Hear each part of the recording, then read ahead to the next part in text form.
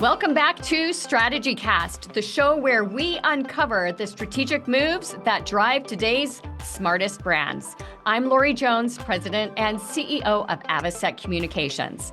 If you're still wondering whether podcasting should be a part of your B2B marketing mix in 2025, this episode is going to answer that question for you, and then some. Today, I'm joined by Donald Kelly, a veteran podcaster and sales strategist, to unpack exactly why a podcast can be your most powerful trust-building and lead-nurturing engine.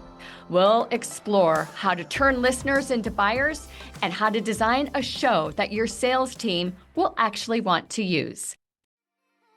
A competitive edge starts with strategy, and strategy starts with knowing how to develop one. StrategyCast is a leading marketing podcast that serves up strategic insights, trends, and tips to help separate your business from the pack. Tune in weekly as host Lori Jones interviews bold marketing leaders who have priceless wisdom and are willing to share. Each episode explores cutting-edge approaches that have proven instrumental in transforming brands into industry trailblazers.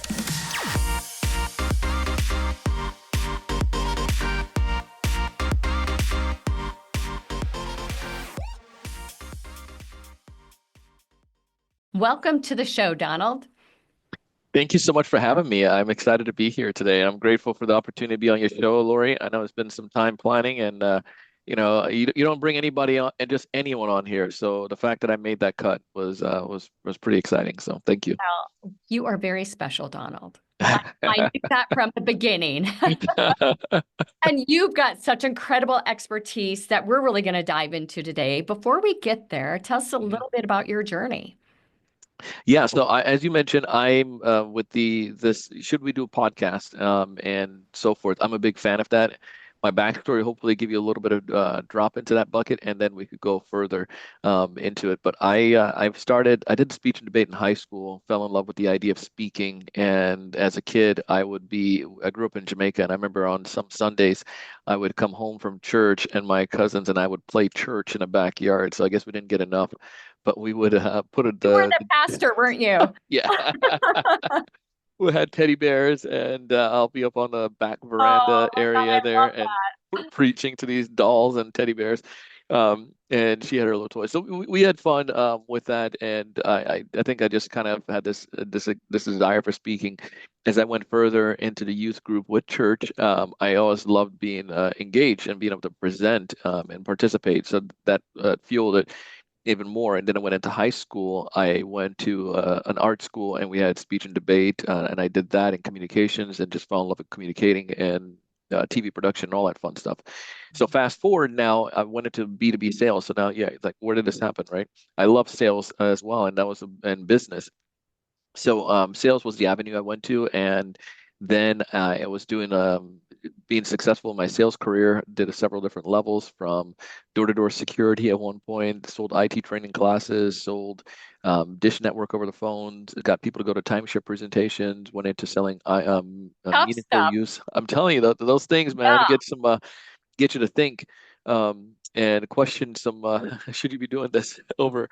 But I did that, and then eventually got into software and fell in love with selling software. And one of my buddies saw me, and he was like, "You should consider Toastmasters." One of my other friends at that time, she was a mentor. She mentioned Toastmasters. When two people you don't know randomly from different walks of life mentioned this, I was like, "I'm going to check out this Toastmaster thing, maybe to get free toast." But I got there and was speaking, so I learned it and started doing it. My friends, again, saw my speaking capabilities as like, "You should come on my podcast." And I'm like, "What is a podcast?" And he explained to me, and then I saw me do my thing, and he's like, "You know a lot about sales. You should do your own podcast." And in 2012, the idea germinated. 2013, I launched my show, The Sales Evangelists, and I built a sales training firm from the ground up. And I promise you, I'm going to land this thing and tie it all together. But we got mentioned in a magazine, Entrepreneur Magazine, then that was repurposed in HuffPost and Yahoo Finance, and then we took it and brought it to the South Florida Business Journal, and then used it with the local news channel and positioned ourselves. So I started getting opportunities where, even before the article, where people in my network saw the show and was asking, could I help them with sales and with some marketing efforts.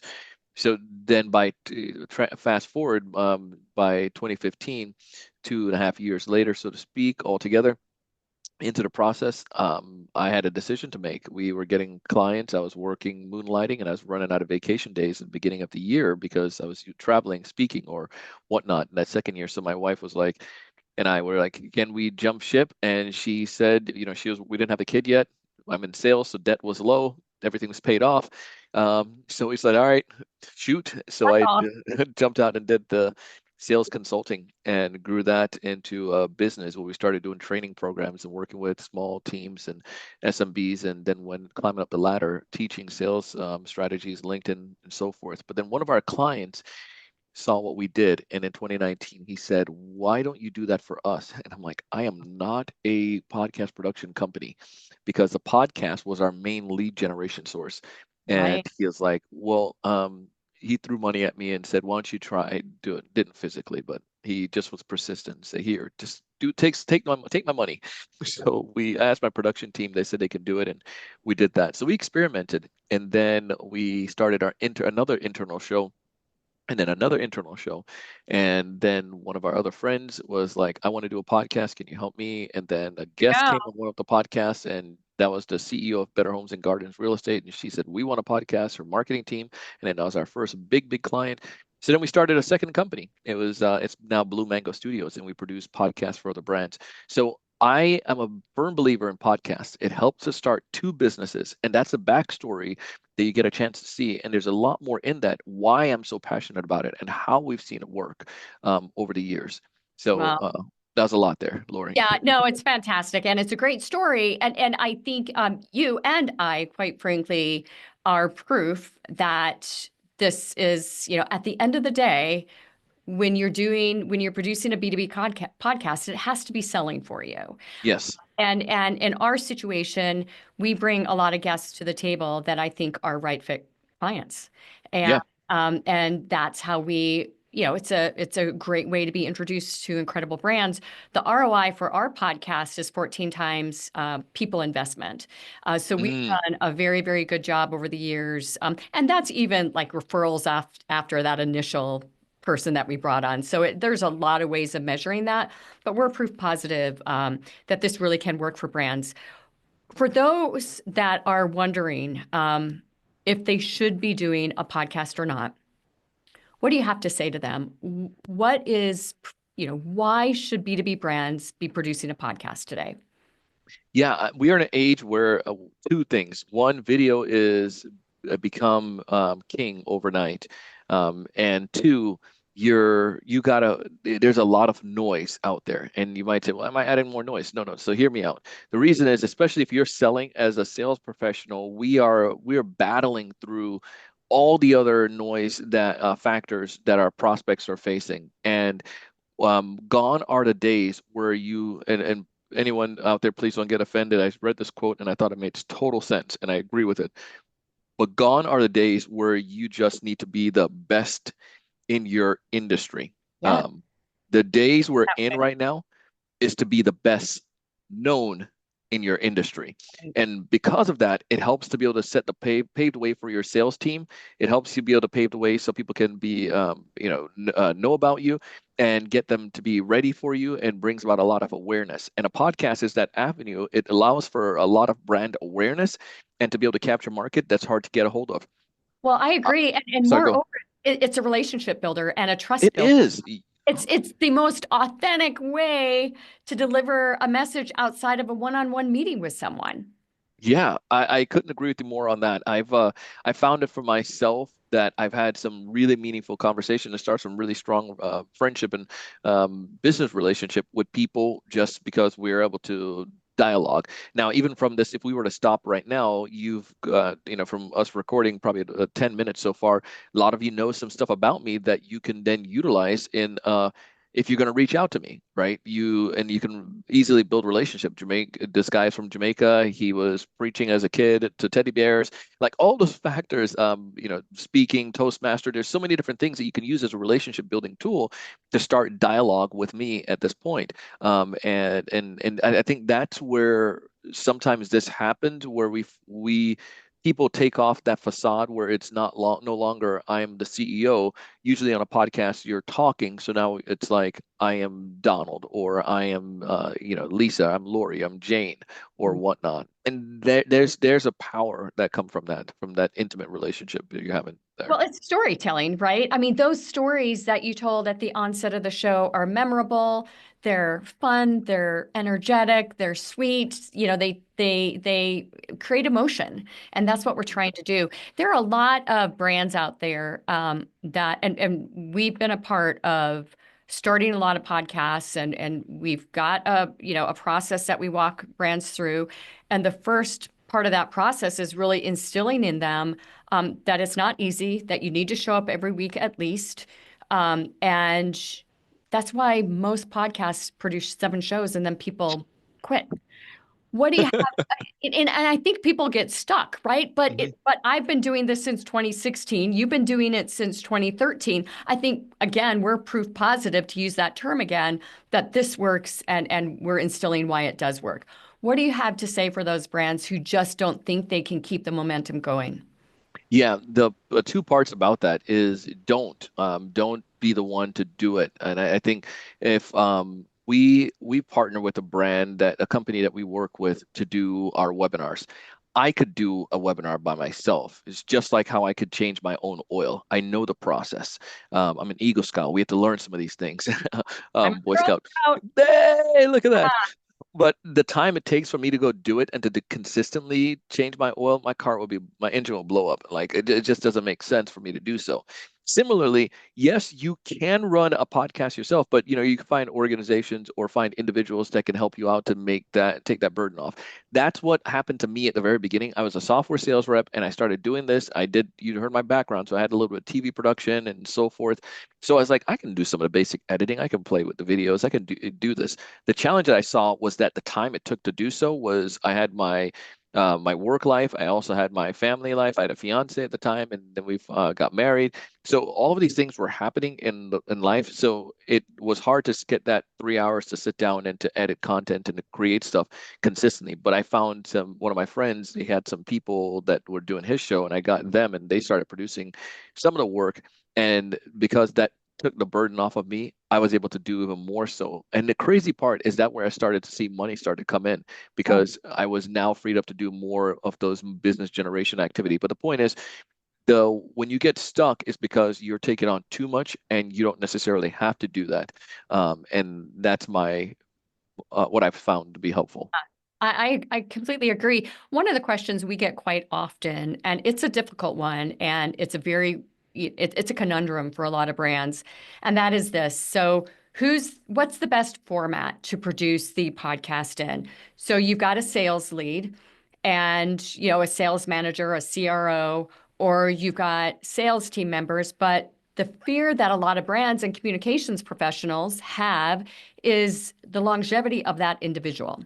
So developed a brand, you've got a host, you've got that individual, and then he leaves 2 years later. What happens to the show? How do you navigate those sort of concerns with some of the clients that you're working with? And what's the best practice there? Yeah, very good question. One, I look at people who a personality type that's going to best help the podcast. You always want to make sure you can do that. And yeah, 2, sometimes people don't stick around for a long period of time. But this often find is another reason, if they're if they're an advocate for the brand, if they have the personality that can lead a show, then I want to look at look at that. One organization I saw, they had roundtable. So you had several different folks that come in to do it, or per seasons, right? You might do a season, and then you still have the same cast of character. Maybe you have Lisa that does some of the stuff, co-host, or Jake will do some of it, or Jermaine will do one. But the idea is that the content stay the same, messaging stay the same, but we all know that they're some of our hosts, and they come in and help to guide that. But the first part that I would look at is somebody that is an evangelist for the brand, and then also has the personality that can be able to do the show. And oftentimes that doesn't have to be an executive. And I think that's where organizations fall flat. There's one organization we were talking to, and they were medical space, and their podcast went on a hiatus for a little bit because they had the CEO doing it, but the CEO ran out of time, and the CEO personality was dry. So it was like, it was hard for Yeah. that to continue. But the CEO has the CEO ego of wanted to be the face of the podcast, but didn't quite make sense. But you can still get the same benefit, bring the CEO on the podcast and have a conversation, but have somebody with personality that can do so.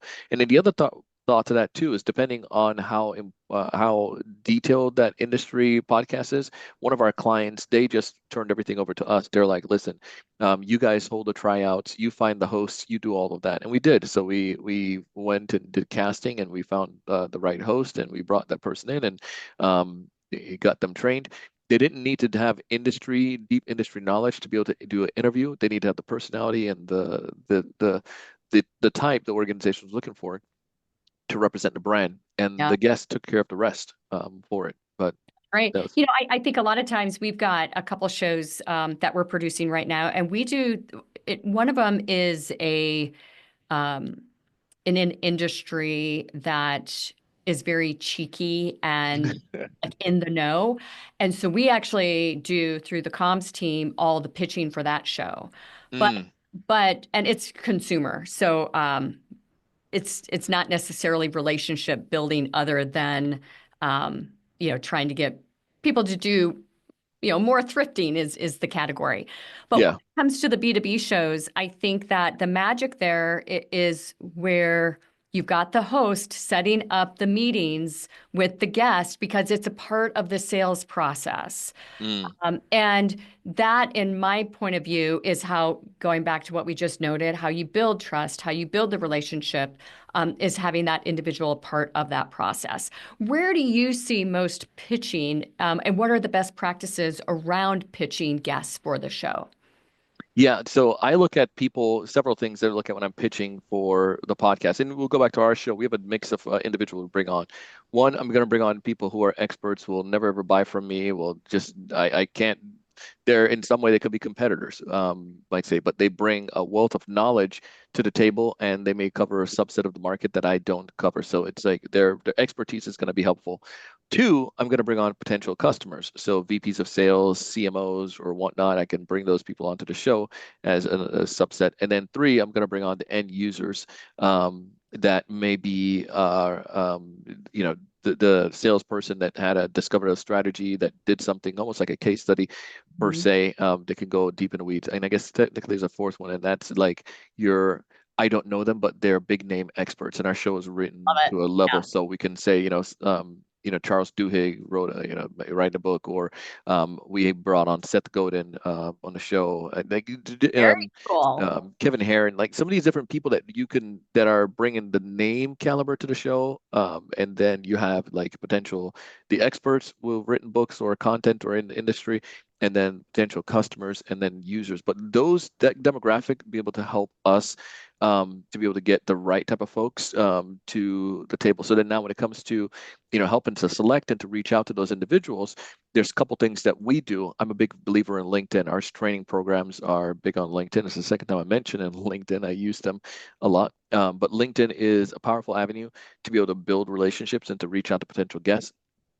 Two, obviously, is going to be emails, and the strategy that we like to utilize, just like any sales outreach, is that what's in it for them. And I have a new podcast that we're launching for our brand, and it's coming out later this year. It's called crazy. It's called the Podcast, and the That's a great Podcast. name. I love Right. the play on words. It's really great. Yeah. Thank you. And one of the things we were talking about that Seth episode, how I reached out to Seth Godin for like 4 years, 3, 4 years before he actually said yes. But all the times beforehand, it was all about me. Come on my show because we feel that you can benefit our audience, blah, blah, blah, blah, blah. But it was nothing in it for Seth. But when Seth was launching a book, I was able to reach out to him. I said, Seth, saw you launching a book. I know our audience could benefit from that to help you with your promotion, blah, blah, blah. Of course, at that point, it was the right timing as well. And he was just like, yep, love it. And he replied back. But we're doing an episode on that to show that when you're pitching, it's not about what the guest is going to bring for you. is what about you going to do for that guest? Yeah. And if we can position our messaging on that, it helps. And then also, I always when people say I'm a big fan of the podcast, I'm like, bro, I have so many big fans now of this podcast. It's amazing. But it's not that they're a big fan; they just use it. And I think it makes sense to say that. I would like to. I like the pitches that are going to go straight forward. They may, they do some kind of prep work. I listened to your episode with Lori. I like the insights you shared on this. Or Donald, saw your post on LinkedIn. Maybe it has nothing to do with the pod. Saw your post on LinkedIn about you and your family. Means a lot. And yeah, and it's like, okay, yeah, they're looking at it. And I saw that you do have a podcast, and potential guest idea came about would be Lori. I think that she makes. I think that she can help you out with blankety blank for your listeners. You have a lot of episodes on prospecting.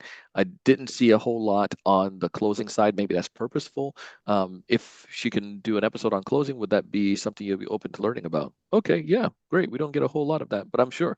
But the point is, it's something for me. It's not, Lori is promoting her new book. That's for you. But it's what is it going to be in benefit for that person, the person you're trying to quote unquote sell to. And the pitches that work towards that make so much more sense. It's relevant to me. And I think that's probably, if we were to encapsulate everything there when you're doing a pitch, is making sure it's relevant to that individual. Well, and we're a people first agency. So we are taking our clients from talking about what they do and how they do it and themselves to ultimately talking about how that is going to benefit their buyers. And it does not matter what you're selling, the method in which you're marketing. That is one of the major shifts that needs to take place in most marketing output today. It's done wrong. And it's the same way with salespeople as well. They get very comfortable talking about the solve before they really find out the problem that they're solving. So I love that. Let's talk. 100%. So you and I both have really been able to churn some, listeners into clientele. That's what this is all about. And you've got it nailed in a very, very big way.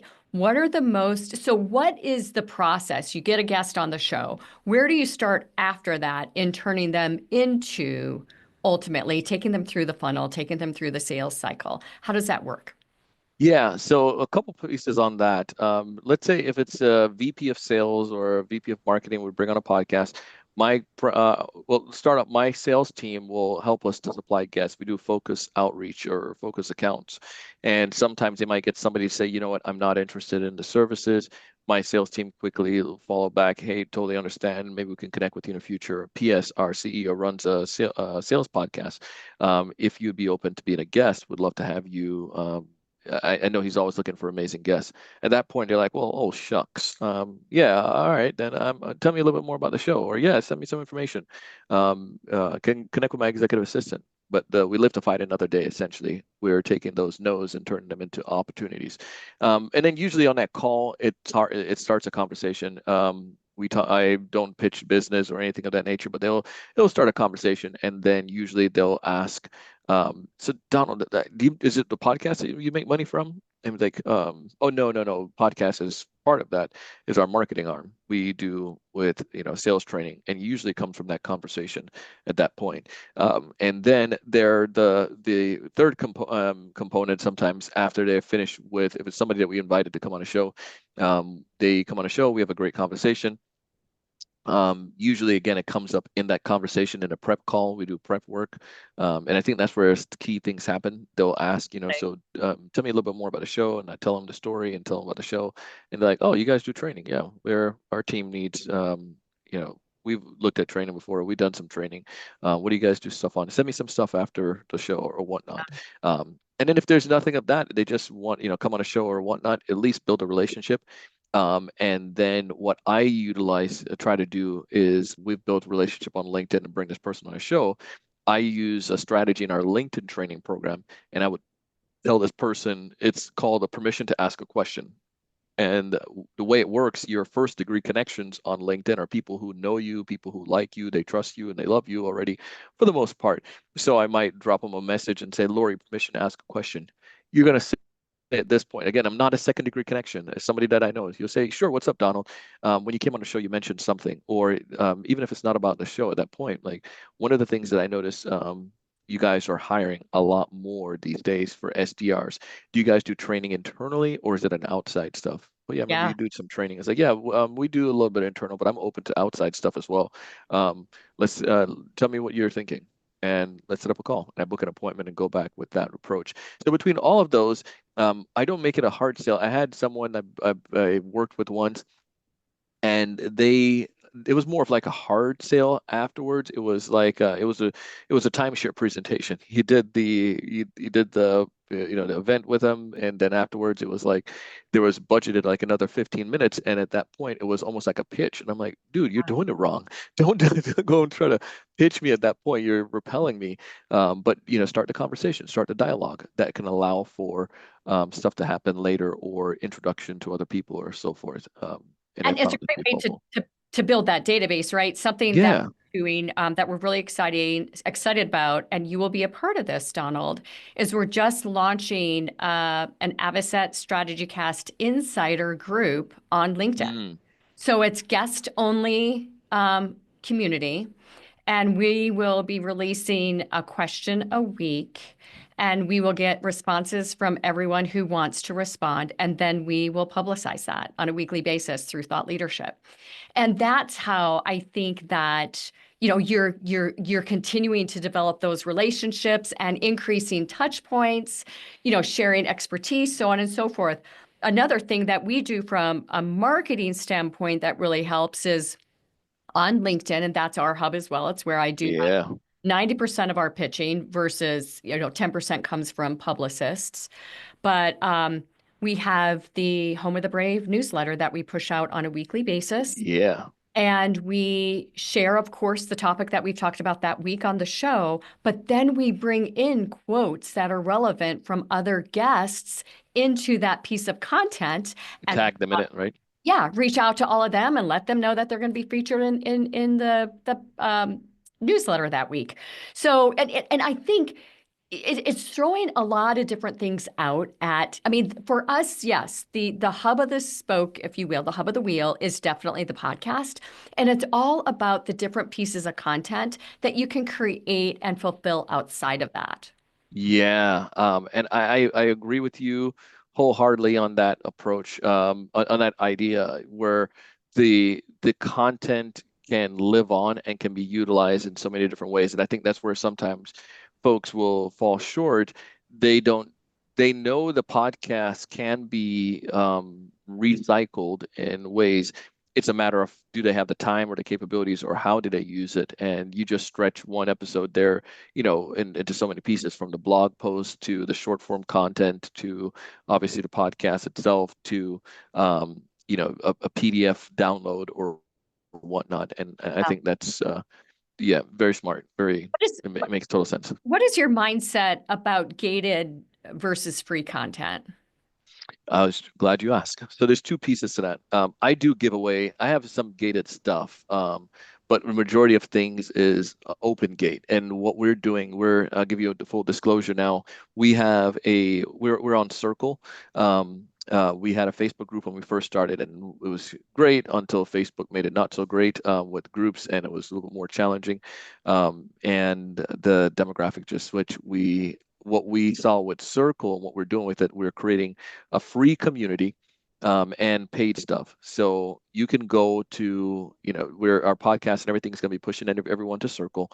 Go and join for free. And there's mini courses, like just straight up free stuff. You're signing up to get into the community, but it's just all the stuff in there is free for the most part. And then there's a little bit of paid stuff that you can get if you want to get more access to us with our mastermind that you can take a part in and so forth, and obviously our cohorts in that. But then on a website, what I've also done is give away things sometimes for free. Right now we have not paid, a gated piece of content for LinkedIn, but then we find that people will sign up to get some of our free stuff, and we just give it for free. You can just get the download and download it for free. But then inside, make it so compelling that inside of it, if they want to, they can sign up to get something else. So That's let's say, give an example, like, 10 cold call openers that work like magic. You're tempted enough to go download it. Go to the salesevangelist.com/blank and download it. You download this cold call thing, and then you're reading through them and you're loving them, and they're short and sweet and powerful. And then, say, hey, if you want to get more of this, we have a private community. Go ahead and join the private community, and for free, and get access to more free content and hang out with other sellers. And at that point, they're giving you the currency. And usually I find that email that you get is the email that they actually care about, rather than the garbage email, the Yahoo one that they had from middle school, Yeah. that they Could that don't even check. be more? I should have asked you about this about 10 minutes ago. But, one of the things that I think is really interesting is the topic on Mm, and if we're talking about sales today, and yeah, overcoming sales objections, I think are great ways to build content. What yeah, are other ways that people a lot of times will say, yeah, what do I have to talk about? There's so much that there is to talk about. yeah. What advice do you have for these individuals and these companies and really CMOs as well, who just think they're going to run out of topics to talk about?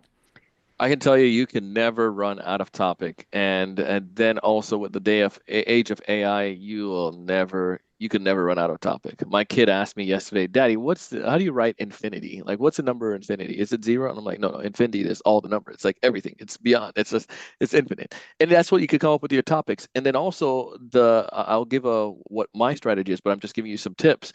And then also is the reruns of topics, because I saw a guest, a listener the other day tapped on LinkedIn and said, "Hey, I'm starting off listening to the podcast and I'm starting at episode 0." And I'm like, "Oh my goodness!" And I was like, show me some grace." That was my early days. I've just produced the 1900 episode of our podcast. So that 900 episode. So in that, the people that are probably starting to listen to us, not all of them are going to be like this listener that goes back to episode 0. They'll probably start from today and move forward, the episode that Right. they have. So there's a plethora of stuff that no one's that they will never ever hear. And you might think, well, I can't say that again. Well, yeah, if cold calling in 2016 is different than cold calling in It is. 2025. So it's a total different episode topic, and it's updated. And I also bring back the same stuff oftentimes, because the same person is not listening to it back then. I might say, well, I spoke about objection back in 2017. Well, yeah, that was 2017. These people are now AEs, or probably are in different sales role. You're not going to bore them, and it's such a common thing that people want to hear over and over and over again. But the strategy that I find that helps to get us content is two. One, and if a CMO listening to this is how you can work and align with sales. Get the salespeople to talk about all the objections that they get on a day-to-day basis, and where they get the objections in the sales process. So if this one is in an initial conversation, is in on cold calls, is this on a disco, is this after your demonstration, is this after technical evaluation? Where do you typically get these objection in the sales process? And then you can address those in the form of podcast episodes. So you might say, one of the ones was, we already have a vendor that we work with already. So in an episode, we might say, my episode content may be around tying to that particular issue. I might say, um, you know, uh, 5 ways to evaluate vendors. Have a marketing or something, a show, or 5 ways to evaluate vendors for your brand. And I can just lift off stuff that's going to be in our favor, but also general things. 1, make sure they have this. 2, make sure they have this. 3, make sure they have this, or whatnot. Or maybe it's a storytelling, or perhaps it's a customer success story. So I bring one of my customers on, and I can say, let's talk about, how has our CRM helped your organization, or how has implementing an effective CRM helped you, or help you generate ROI. And then in that, I can say, ask them the question, say, when you started working with us, you had another incumbent and you weren't even looking to change the CRM? Why did you decide to investigate and to change your CRM at that point? Because of blankety blank, blankety blank, blankety blank. Take that piece of clip now, and that's some stuff that my sales team can utilize, and we put it in a repository. If you're using HubSpot, you can put it as one of your, your pieces of content there in your content library, and the sales team can just use that to share it. Or if you can give it to them, and if they're using like BombBomb or Vidyard, they have these short pieces of content they can share in a video. Like, hey, Don, it was great connecting with you. I want you to send you a quick message, a video from Lori. She's one of our clients. And your question you asked the other day about, mentioned today that you already have a vendor that you're working with, not in the business of changing stuff that works great.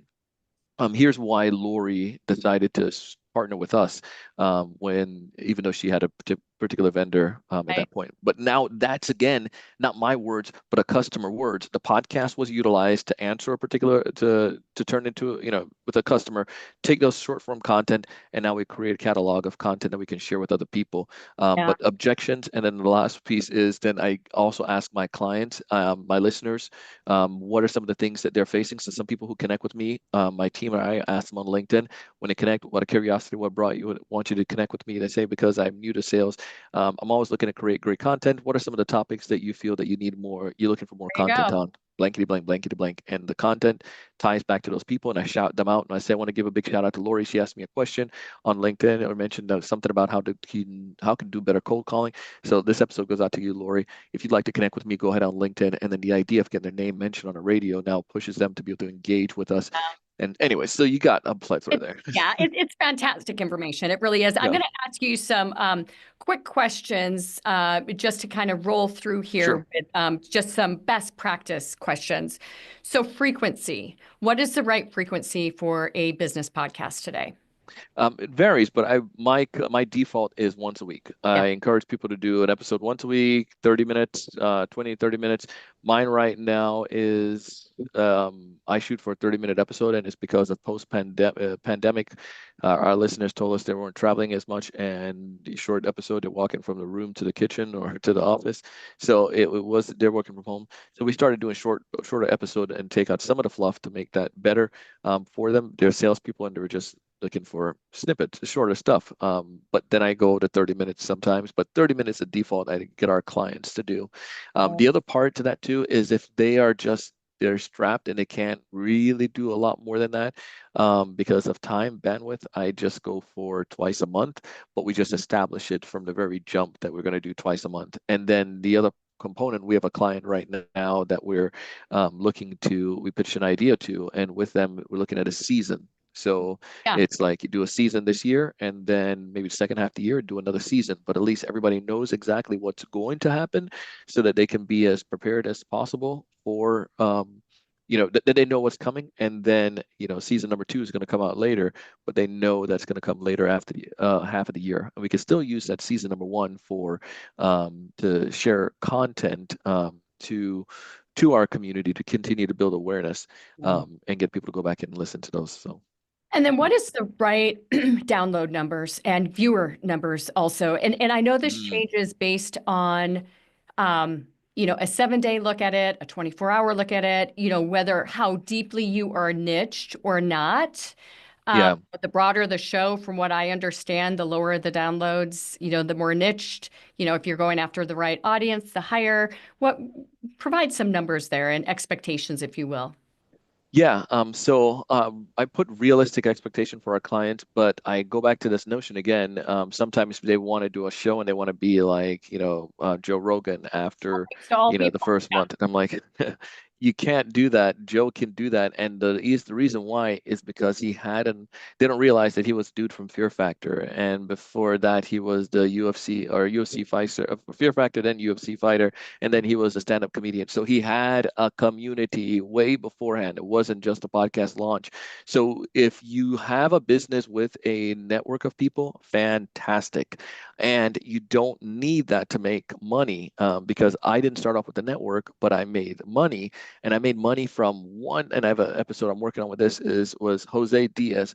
With Jose, what I did was I asked him to, I posted something like, hey, I launched a new podcast, and Jose and his wife at the time, Martha, hit me up and said, "Hey, we need some help on sales and marketing. Can you help us?" He was somebody in my network, and I only had 30 downloads. So I prefaced that that's how it starts. You sell to the people that you know and like and trust first. Share your content to that community. But with that being said, go back to the numbers. I like to tell clients, if you're getting getting monthly downloads anywhere from north of say like 700 to 1,000 downloads consistently per month, after 6 months of doing a show, you're in a different echelon than most people because they don't get to that point. Yeah. But you're having consistently 1,000 downloads per month. At that point, great job. I think that would be that's awesome.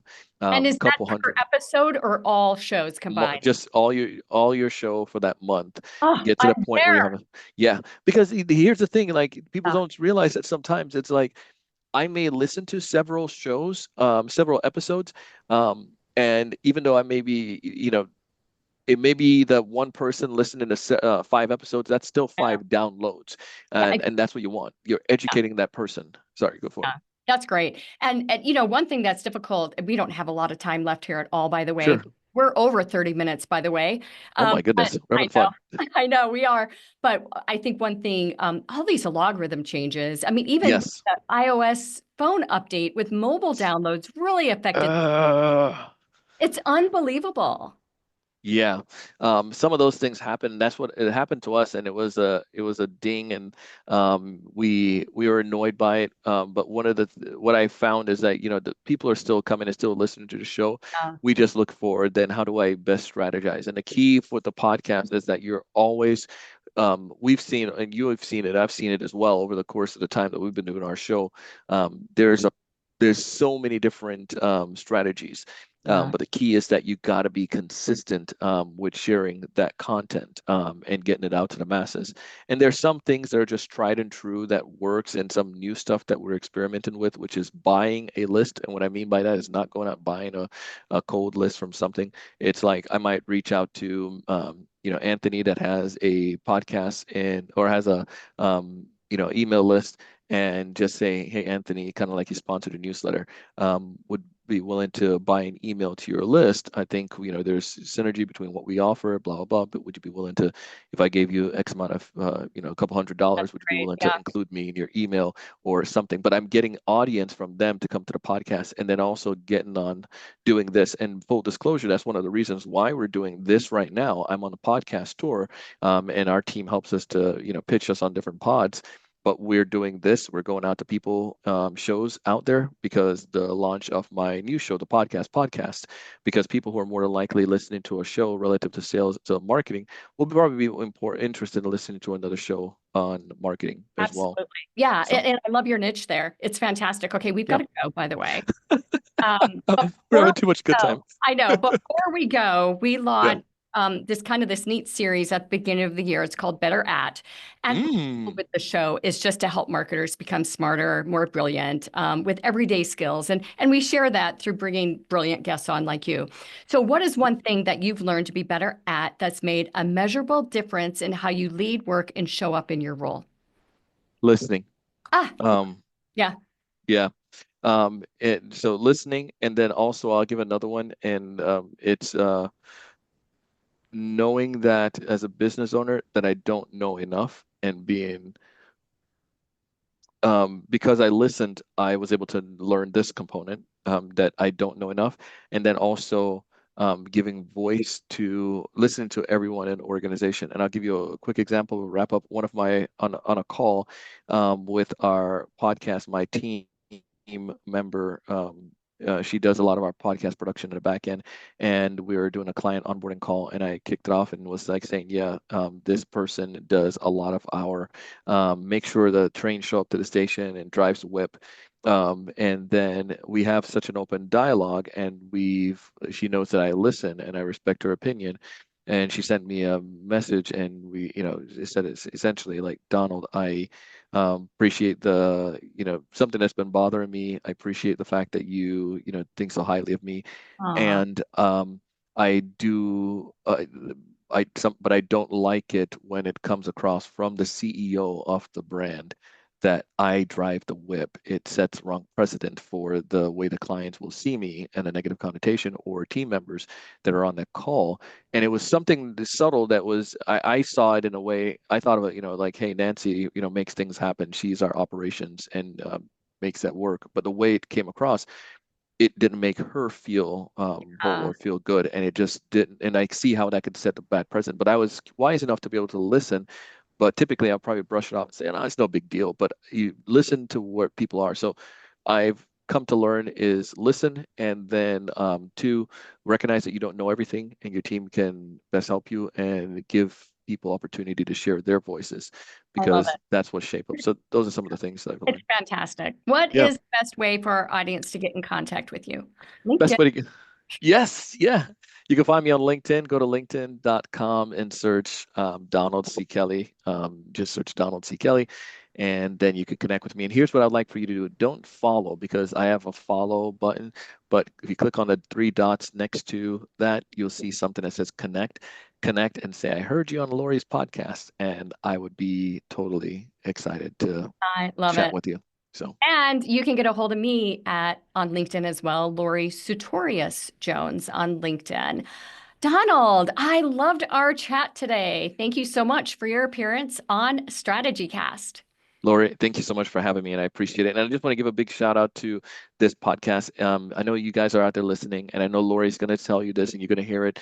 But it's sometimes, the neighbor parent tell you something, and you're like, that's genius. When your parent tell you, you're like, But take this episode, take any of Lori's episode, and just share it with one other person, or even write a review. You've probably been listening for a minute and never done it, but if you do it on Spotify or Apple, just leave a simple review.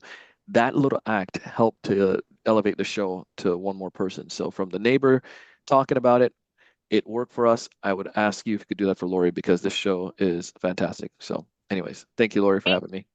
Thank you, Donald. You are good. Appreciate it. Thank you. That's a wrap. Thanks for joining us on today's show. We hope your strategic brains are spinning with new ideas and bold inspiration that will elevate your strategies and marketing know-how.